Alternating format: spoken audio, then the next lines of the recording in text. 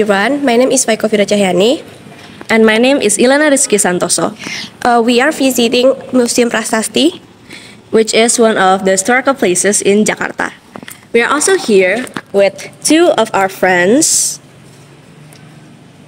Hello everyone, my name is Araya as a cameraman and this is my friend. I'm Syara as editor.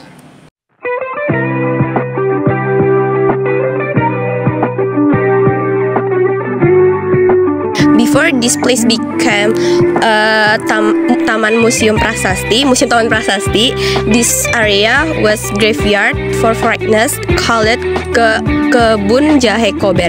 Kober stood for kuburan bersama. This place was built in 1795 and is called the oldest and the largest modern graveyard in Southeast Asia. Now, this place used to have an area of around 5.5 hectares, but unfortunately was cut down to 1.3 hectares. Now, here we have the lobby. Now, traditionally, this lobby was used to put caskets while you're waiting for your turn to bury your family members. The guide room on my left here is used to lay rest women, while the security room on my right over here is used to lay rest men. Now over here, we also have a burial announcement bell. Now this bell was traditionally rang 3 times to announce a burial. The first ringing is to announce that a burial is about to start. The second ring is to announce that a burial is in progress, while the third ring is to announce that the burial is finished. This is the Crying Lady statue. Depicts a heart of woman that he had only been married for several months before her husband died. This statue was ordered from Italy, sculpted by Silvia Milano. Here is the grave of Dr. H.F. Roll, who initially sparked the idea to build the medical school of Stovia, and he also allocated funds to the school, in which he eventually became the director of Stovia. Now, his son, Fritz Roll, was also buried alongside his father here, and Fritz Roll was a medical student in Stovia too. This is family Van Delden grave. Their 8 bodies were mummified. Van Delden used to be secretary Dutch government Batavia. Now, over here, we have 3 casket carriages. Now, traditionally, these carriages were used to deliver the caskets and the bodies of high-ranking Dutch officials. But there was one Indonesian hero whose body was carried with one of these carriages, in which his name is Muhammad Husni Tamrin. Now, the one in the middle here is a genuine, real casket carriage from the Dutch times. Meanwhile, the ones on the right and on the left here are gifted by President Jokowi and are replicas. This is Captain Jas, a person who has thought to be the late owner Wayang Museum. This a grave who has body in it because to be a tree was blocking when it's removal. Here we have the grave of Olivia Marianne, the wife of Thomas Stamford Raffles. Now, Olivia was known to love plants and botany in general, so she was the one who suggested to Thomas to build the Kebun Raya Bogor. Now, Olivia here is buried in Indonesia, while Thomas Stamford Raffles is buried in Singapore. Why was Olivia buried here? Well, it was because she specifically requested to be buried next to the grave of one of her best friends, John Caspar Leyden. This is John Caspar Leyden, a doctor who worked in Penang, where he met Olivia and Thomas. In tombstone, there was a poem written by Walter Scott about friendship between John, Olivia, and Thomas. Now here we have the standing version of the Crown Lady statue that we saw before. Now this statue was also ordered from Italy, and it was sent on a ship called the Aranci. Now this statue still has the same meaning as the statue before, which is the broken heart of a woman who had been left by her husband.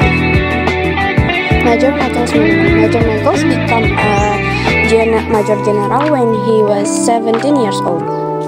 He always promoted to Major General. One day he was ordered to expedition to the archipelago. He was asked to scout for soldier in Bali. Eventually he was discovered and killed on May 23, 1849. He was buried in the corner of the Bullfield, which is the only one monument here. Now, you've probably heard about the person that we're going to talk about now. This is the monument to commemorate Suhokgi.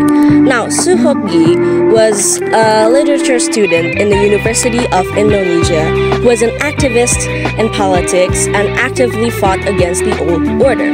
He was also the president of the nature-loving community in his university.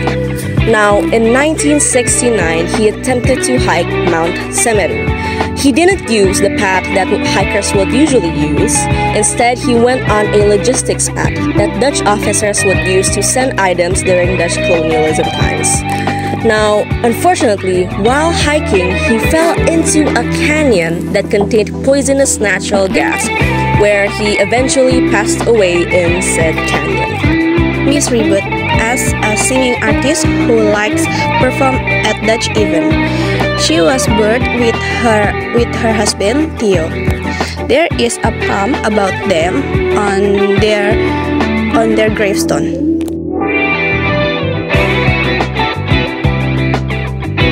This is the monument of J.J. Perry. J.J. Perry was a Special Forces agent, or as we know today, he was part of the Kopassus. Now, he earned a lot of awards and the title of Order of the Lion because of his bravery. Now, every time he wanted to sneak into an enemy military base, he will take off all his military attributes and pretend to be a normal civilian. Now, this may seem normal today, but at that time, this was very dangerous and risky because he could get killed at any time because of his lack of protection. But eventually, said bravery earned him many awards and a title, and also this large monument that we have here today. Grave of the Van der Graden. As a head priest of the cathedral, before he died, he wrote a funny poem to cheer up his family. He collaborated with Marius for the construction of the cathedral. Now here we have the replica of the monument of Pecah Kulit. Now Pecah Kulit was a monument that was used to warn the people of Indonesia that if they dare to fight against the government officials of the Netherlands, then they will end up with the same fate as Peter Eberveld. Now, Peter Eberveld was an activist who wanted to fight against the Dutch officials. So in 1722, he tried to rally up the people in the surrounding village to fight against the Dutch officials. Unfortunately, while rallying up those people, he was caught by the Dutch officials and was executed. Now, this execution was done in a particularly brutal manner. So Peter was set in the middle of a four-way street. Each of his limbs were tied to a horse, and those horses ran in 4 different directions, eventually resulting in each of his limbs getting ripped apart from his body. His head was then decapitated from his body and set on top of the monument as a warning towards the surrounding people that they should never fight against the Dutch officials. These are the casket of Insinyur Soekarno and Muhammad Hatta, used to carry their bodies when they are buried. They were carried by the Black Horse Foundation. Black Horse Foundation used to carry bodies when they needed.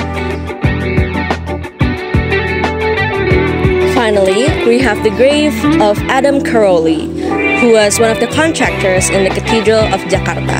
Now, unfortunately, he passed away 6 years before the construction of the cathedral was finished. Okay, that's all for our vlog. Thank you for watching. And we apologize if there are any mistakes in our words. See you next time. Bye-bye!